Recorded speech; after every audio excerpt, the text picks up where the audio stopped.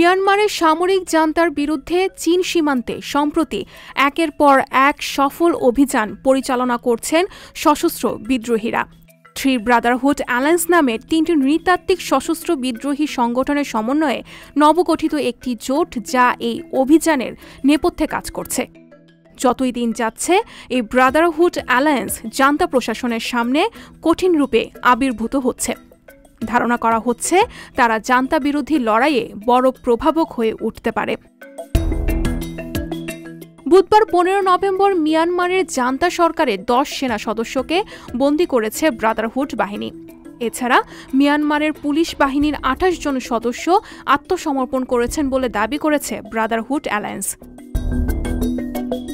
Three brotherhood alliance Kokang Myanmar democratic alliance army, Ta'ang national liberation army এবং Arakan আর্মির সমন্বয়ে গড়ে উঠেছে। এই অ্যালায়েন্সের সদস্য আরাকান আর্মির কাছে এখন পর্যন্ত ২৮ জন পুলিশ অস্ত্রসহ আত্মসমর্পণ করেছেন এবং তাদের হাতে গ্রেফতার হয়েছেন ১০ জন মিয়ানমার সেনা সদস্য। মিয়ানমারের পশ্চিমাঞ্চলের রাখাইন রাজ্যের সশস্ত্র সংগঠন আরাকান আর্মি দীর্ঘদিন ধরে এ অঞ্চলটিতে স্বায়ত্তশাসনের দাবি করে আসছিল। তবে রাজ্যটির রাজধানী সিত্তোয়েতে কারফিউ জারি করা হয়েছে। শহরের সামরিক বাহিনীর ট্যাঙ্ক ঘুরে বেড়াচ্ছে বলে জানিয়েছে স্থানীয় প্রশাসন। ২০২১ সালে সামরিক অভ্যুত্থানের মাধ্যমে অং সান সুচির নির্বাচিত সরকারকে উৎখাত করে জান্তা সরকার ক্ষমতা গ্রহণ করে, কিন্তু ক্ষমতা গ্রহণের পর থেকে তারা এখন কঠিন সময় পার করছে। গত অক্টোবর থেকে এএ সহ একটি ৩ দলীয় জোট একত্রিতভাবে দেশের বিভিন্ন জায়গায় জান্তা সরকারের ওপর হামলা চালিয়ে যাচ্ছে।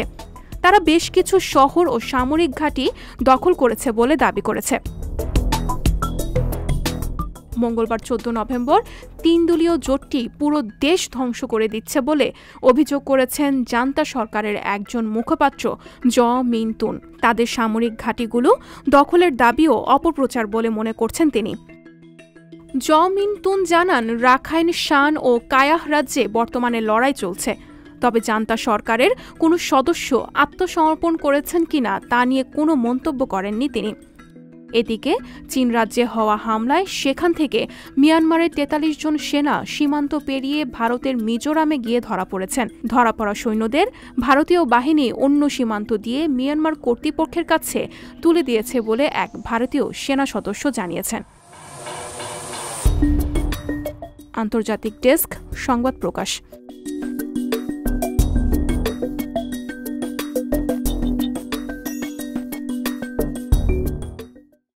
সংবাদ, ফিচার ও অনুষ্ঠানের জন্য ভিজিট করুন সংবাদ প্রকাশের ওয়েবসাইট এবং যুক্ত থাকুন ফেসবুক পেজ ও ইউটিউব চ্যানেলের সঙ্গে।